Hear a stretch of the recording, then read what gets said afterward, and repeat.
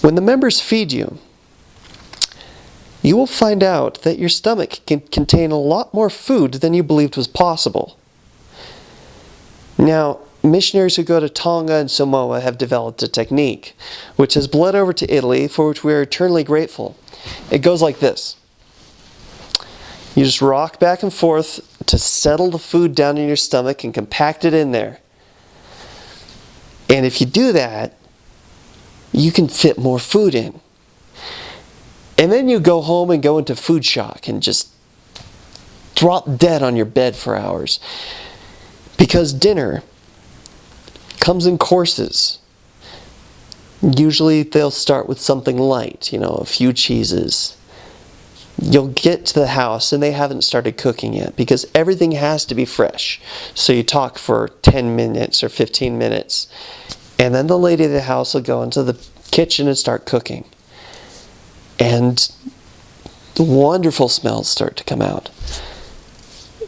Then you're invited to the table, you get given some light snacks. Then you start into the heavier stuff. Bread comes out. And maybe there's a soup.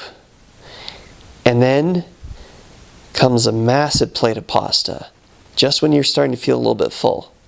And then comes the meat. And you're, by this point, trying not to die. And then comes dessert. And about this point, you let your belt out another 4 notches. And then comes fruit. Every meal always ends with fruit. If you don't eat fruit, you won't be able to digest it properly. So you have to eat your fruit elder. So the Polynesian sway comes in handy. You basically do it while your host's back is turned so they don't stare at you and ask you what the heck you're doing. And after the first few times, your stomach seems to stretch and get a little bit bigger. I can just imagine if someone cut me open, there'd be stretch marks across my stomach like a pregnant woman, where it had to stretch and then it grew bigger to accommodate this torture I was putting it through on a regular basis.